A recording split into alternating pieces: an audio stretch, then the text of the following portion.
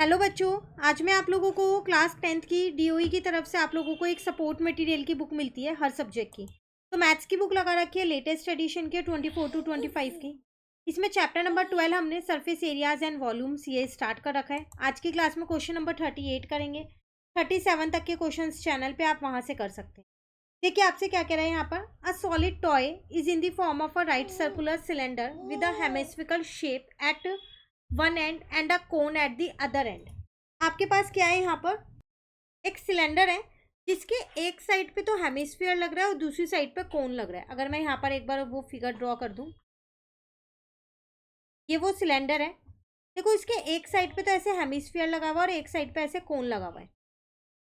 Diameter दे रखी है 4.2 centimetre है। तो सिलेंडर, कोन और हेमिस्फीयर तीनों की रेडियस निकल जाएगी इससे। अब हाइट ऑफ सिलेंडर दे रखी है 12 और हाइट ऑफ कोन आपको दे रखी है 7। Find the volume of the toy. Toy की वॉल्यूम आपको निकालनी है, आसानी से निकल सकती है। तो यहाँ लिखते हैं volume of toy is equals to, तो इसका मतलब वो होगी मेरे पास volume of cylinder plus volume of cone और प्लस वॉल्यूम ऑफ हेमिस्फीयर, क्योंकि उसमें यही दो चीजें जुड़ी हुई हैं। ठीक है ना। अब अगर हम अपने फॉर्मूले की बात करें तो वॉल्यूम ऑफ सिलेंडर होता है pi r square h, volume of cone होता है 1/3 पाई आर स्क्वायर एच, और वॉल्यूम ऑफ हेमिस्फीयर होता है 2/3 पाई आर क्यूब। अब आर तो देखो आप यहाँ पर निकाल सकते हो, 4.2 को 2 से डिवाइड करके तो आपका आ जाएगा 2.1 सेंटीमीटर। एच चाहिए, तो ये सिलेंडर की एच है, तो वो आपको दे रखी थी 12 सेंटीमीटर। और यहाँ पर क्या करो, कोन की एच को बड़ा एच ले लो ताकि आपको पता चल जाए कि वो कोन का है। तो ये कोन का हो गया, वो आपको दे रखी है 7 सेंटीमीटर। ठीक है। पाई और आर स्क्वायर कॉमन ले लिया, यहाँ पर आपके पास बचा एच, यहाँ पर बचा 1/3 एच। ठीक है। और यहाँ पर बचा 2/3 पाई, क्योंकि एक दो आर बाहर चले गए, एक ही आर बचा। पाई की इंफॉर्मेशन अगर क्वेश्चन में दी है तो देख लो, नहीं दे रखी तो इसका मतलब आप 22/7 यूज कर सकते हो। आर आपने अभी निकाला था 2.1, तो मैंने दोनों पे 2.1 रख दिया, पॉइंट हटा के नीचे 10 भी लिख दिया साथ के साथ। एच यहाँ पर 12 है आपके पास। ठीक है। यहाँ आ जाएगा 1/3, बड़े वाला एच आपके पास 7 है, 2/3। ठीक है, ये आर है, आर का मतलब था 2.1, पॉइंट हटा के नीचे 10 आ गया। क्लियर। अब यहाँ पर आपके पास बचा 22 इंटू में 21 इंटू में 21 डिवाइडेड बाय 7 इंटू 10 इंटू 10।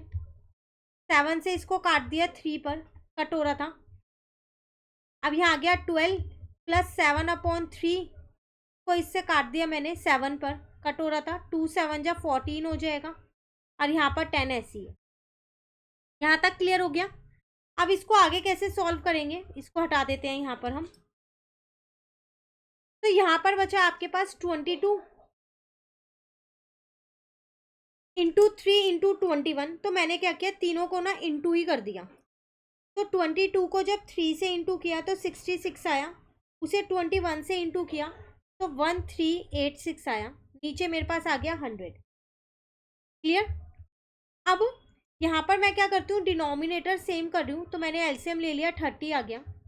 तो 12 को तो मैंने 30 से इंटू कर दिया तो 360 आ गया, प्लस यहाँ पर 70 आ जाएगा 10 से इंटू करके, और 3 से क्या करोगे, 14 को इंटू करोगे तो आपके पास 42 आ जाएगा।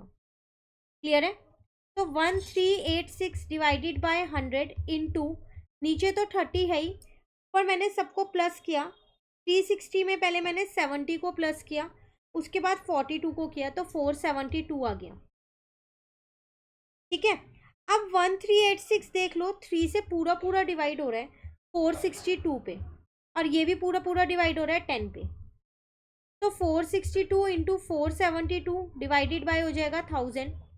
तो मैंने 462 को 472 से डिवाइड की मल्टीप्लाई किया तो 218064 आया, नीचे का 1000 ऐसी है।